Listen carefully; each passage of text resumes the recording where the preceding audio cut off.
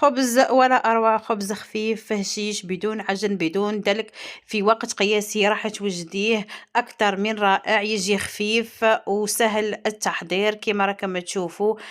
كيما دركا وقت الشتا مع شوية سوب وانتيا مجدعشة الله الله. هذا الخبز راح يغنيك على جميع الوصفات اللي كنتي تعتمديها اللي تعتمد على الدلك والعجن. ونبداو بالمقادير وطريقة التحضير. هنايا نبداو بسم الله. راح ندير مقادير تاع خبزه واحده كيما شفتوها. عندي الفرينه، نحتاج 2.5 كيسان من الفرينه وكاس ماء دافي. نحط الماء تاعي في الاناء ونضيف له اللحظه عن بالك راح تمد الخبز تاعك هذيك تراوه بالهشاشه. استعملت 2 مغارف كبار من اللحظه، واذا ما عندكش حطي كاس من الحليب. ونضيف له مغرف خميره تاع الخبز، الخميره يعني العاديه تاع العجن، مغرفة كبيرة ومغرفة كبيرة من السكر. قلت لكم هذه المقادير تكفي خبزة واحدة كما شفتوا. نحط هذم المكونات مع بعضهم ونخلطهم حتى يتمازجوا برك، يعني مش لازم يخمروا، نخلطوهم مع بعضهم كما شفتوا. وراح نضيف لهم 4 كاس من الزيت، يعني نفس المكيال كيلو به كل شيء. وعندنا بيضة نقسموها، نضع غير البياض والصفار راح نستعملوه في الاخير باه ندهنوا به. هذا هم المكونات، مكونات جد بسيطة قلتلكم وطريقة سهلة. بعد ما حطيت البيض نخلطهم مليح مليح حتى يتمازجوا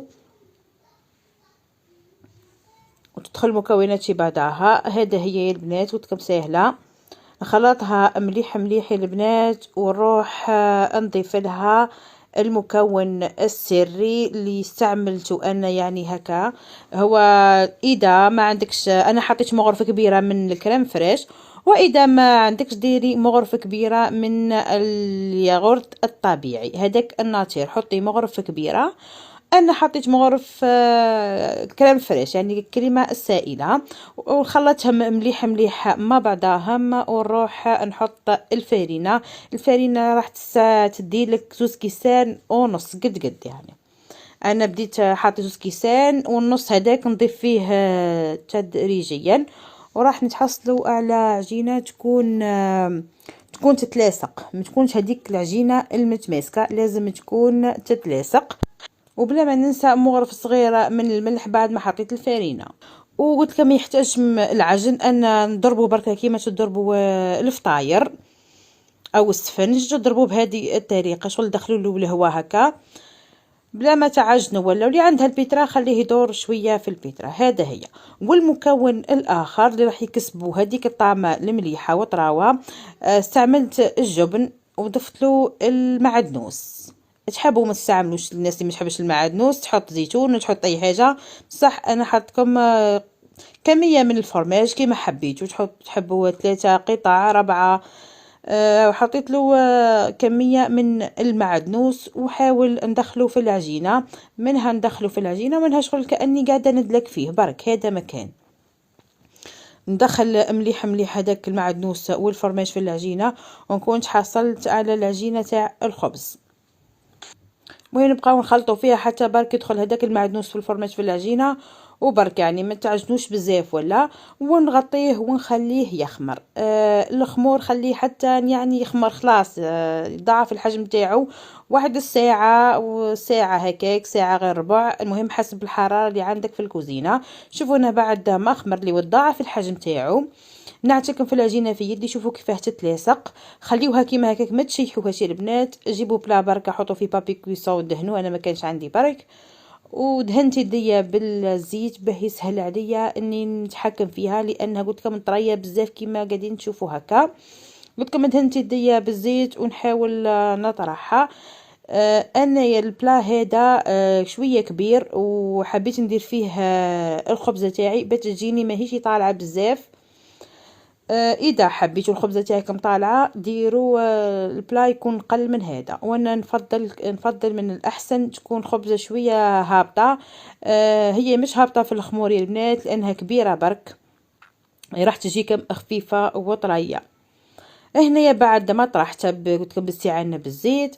هنايا جبت الصفار تاع البيضه تاعي وضفت له كميه حوالي مغرف من الكريم، الكريمه السائله او الكريم فريش، او استعملوا كميه من الحليب. نخلطها مليح وندهن بيهم وجه قبل صح ما ندهن بيهم يا البنات. نجي نشكل الخبزه تاعي. قلت حطيت يديا برك في الماء او الزيت ونديروا الاشكال اللي حبيتوها، تحبوا دوائر ولا تحبوا ديروهم مربعات كما راح نديرهم انايا، وتزيين يعني يبقى لكم، واذا ولا تحبوا تخليوها شغل ماهيش مزينه كيما حبيتوا، تحبوا مقلوطات تحبوا مربعات. هو يعني الحلاوه انه يكون شغل مزين بهذه الطريقه خير.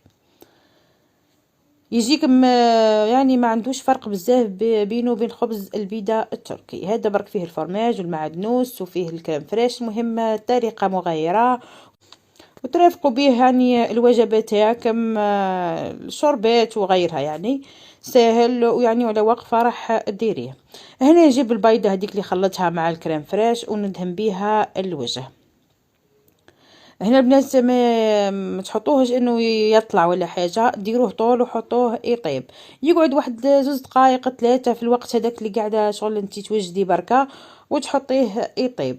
حطوه على النار 200 درجه، حطوه على فور سخون وخليوه يطيب، ما راح مش راح يدي منكم وقت بزاف.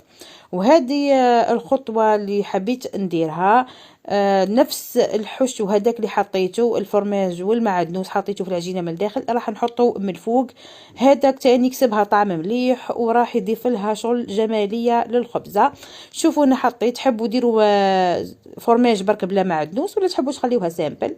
حطيت في وسط المغرف الصغيره وشغل ضغطت عليها غير شويه برك، هبطت هذاك الفرماج وشوفوا كيفاه جات يا البنات، جات روعه بعد ما طابت. هنا بعد ما خرجتها يا البنات من الفور رحت دهنتها صح بالزبده، لانه اي خبز كي تخرجيه من الفور راح يجي طبقه شويه تبان لكم يابسه. دهنوه برك بالزبده باللابيل يعني، وغطيوه بسيرفيات 1 2 دقائق وتحصلوا على هذه النتيجة الأكثر من رائعة. شوفوا البنات الفيديو يهدر وحده، جا منكه بالفرماج والمعدنوس ما شاء الله، جا خفيف. قلت لكم كبير، الخبزة كبيرة بك إن ما جاتش طالعة بزاف. وهذا هو الخبز تاعنا تاع نهار اليوم، إن شاء الله يعجبكم. خليوا لي جيم ولي كومنتير.